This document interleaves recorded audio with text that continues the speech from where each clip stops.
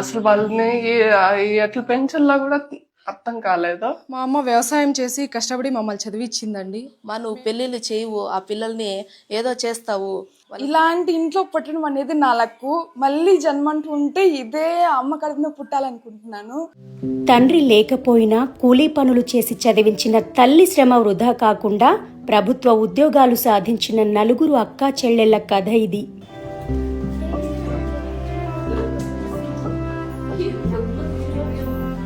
ఆంధ్రప్రదేశ్లోని చిత్తూరు జిల్లా వేపమాకులపల్లెకు చెందిన గౌరమ్మ నలుగురు కూతుళ్లు వీణాకుమారి, వాణి, వనజాక్షి, శిరీషలు ఇప్పుడు ఎంతో మందికి స్ఫూర్తిగా నిలిచారు.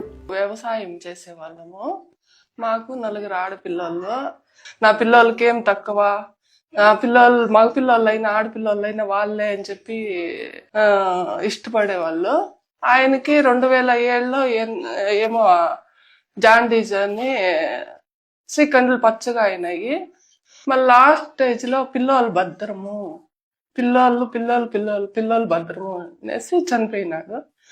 అసలు అప్పుడు మాకు ఏం అర్థం కాలేదు, ఏం చేయాలో అసలు వాళ్ళని ఎట్లా పెంచాలో కూడా అర్థం కాలేదు.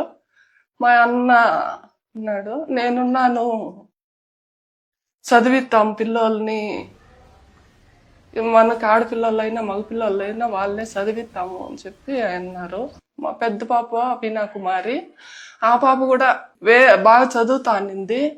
బయట స్కూల్కి అంటే ఒప్పుకునేది కాదు, ఇంత పరిస్థితులు బాగలేదు, నేను చెల్లి వాళ్ళు చదువుకొని నేను ఇంటి దగ్గరే చదువుకుంటాను అని నాకు తోడుగా ఉన్నింది. ఆ పాప గెనాలు కొట్టేది గాని, మాండ్లెక్క ఆకు కొట్టేది గాని, ఆవులు గాని అన్ని సాయం చేసేది, చదువుకునేది. చిన్నతనం నుంచి కుటుంబంలో ఎదురైన కష్టాలే తమలో బాగా చదువుకోవాలనే పట్టుదలను పెంచాయని కానిస్టేబుల్గా పనిచేస్తున్న వీణాకుమారి చెప్పారు. మేము 4 అమ్మాయిలమే. ఏ ఒక్కరూ ఏ సపోర్టు కానీ మాకు ఇవ్వలేదండి. మా అమ్మ ఆ రోజు నుంచి మా నాన్న చనిపోయినప్పుడు మేము చిన్న పిల్లలు. మా మేనమామ ఒక ఆయన శ్రీరాములు అనే అతను మాత్రము మాకు మంచిగా సపోర్ట్ ఉండి, ఆడపిల్లలైనా మీరే మగపిల్లలైనా మీరే అని మా మామగారు మా అమ్మ ఇద్దరు మాకు సపోర్ట్ చేసి ఫస్ట్ మీరు చదువుకోండి, ఆ తర్వాత ఏదైనా కానీ అనేసి చెప్పి చాలా వరకు మమ్మల్ని ఎప్పుడు కానీ మీరు ఆడపిల్లలైనా మగపిల్లలైనా మీరే అని మాకు చాలా బాగా మోటివేట్ చేసి చదివే మీకు ముఖ్యం అనేసి మమ్మల్ని ఈ స్టేజ్ వరకు తీసుకొని వచ్చింది. మా అమ్మ వ్యవసాయం చేసి కష్టపడి మమ్మల్ని చదివిచ్చిందండి. మేము ప్రతి ఒక్కరూ గవర్నమెంట్ స్కూలు, గవర్నమెంట్ కాలేజ్లోనే చదువుకున్నామండి. చాలా కష్టపడి ఒక కూలి పని కానీ వ్యవసాయం కానీ మా అమ్మ చాలా బాగా ఎంకరేజ్ చేసి మాతో ఎప్పుడూ కానీ తల్లిలాగా కాకుండా ఒక ఫ్రెండ్ లాగా మమ్మల్ని చాలా బాగా మాతో కలుపుగోలుగా ఉండి ప్రతి ఒక్కటి మాతో అర్థం చేసుకొని మేము కూడా ప్రతి ఒక్క విషయాన్ని మా అమ్మతో షేర్ చేసుకొని ప్రతి ఒక్కటి పంచుకున్నామండి. రెండో అమ్మాయి వాణి 2016లో SGT టీచర్ అయ్యారు. పెళ్లి చేసి పంపిస్తే అమ్మాయిలు బాగుపడతారని బంధువుల్లో చాలా మంది తమ తల్లికి ఉచిత సలహాలు ఇచ్చేవారని వాణి చెప్పారు.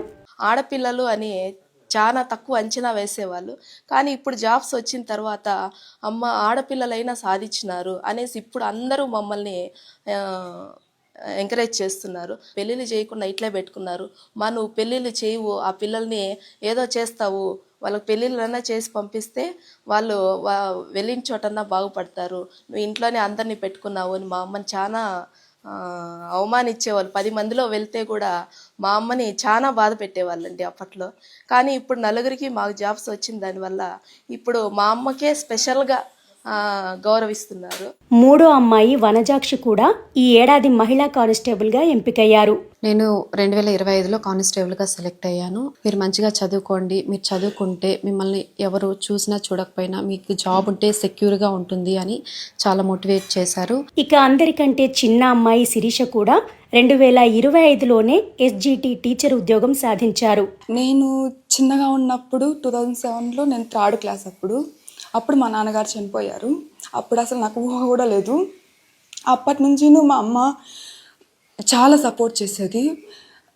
స్కూల్లో టీచర్స్ కావచ్చు అందరూ కూడాను మీరు చదవాలి, చదివితే మంచి పేరు వస్తుంది, మీ అమ్మకు మంచి పేరు వస్తుంది అని చెప్పేవారు.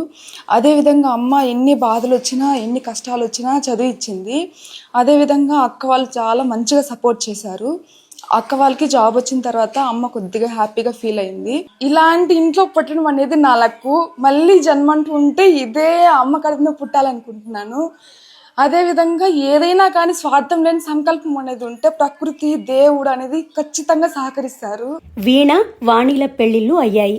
ఇద్దరు అన్నదమ్ముల మాదిరి ఉండి అల్లుళ్ళు మా కొడుకులు లేని లోటు తీర్చి, వాళ్ళకి అన్న లేని లోటు, వాళ్ళ నాయన లేని లోటు తీర్చి, మీరు కూడా చదువుకుంటే బాగుంటుంది, మాతో పాటు మాకు పేరుంటుంది, మీకు మీ లైఫ్ బాగుంటుందని వాళ్ళ శక్తానుసారం వాళ్ళు చేసినారు. తమ అత్త పడిన కష్టాలకు ఫలితం దక్కాలంటే ఆమె మిగతా కూతుళ్లను కూడా బాగా చదివించాలని తాము నిర్ణయించుకున్నట్లు టీచర్గా పనిచేస్తున్న రెండో అల్లుడు అనిల్ కుమార్ చెప్పారు.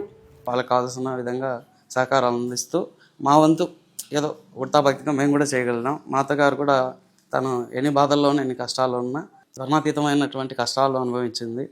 ఆర్థికంగా చాలా ఇబ్బందులలో ఉన్నా కూడా ఈ విధంగా చదివించడం అనేది చాలా గర్వించదగ్గ విషయం.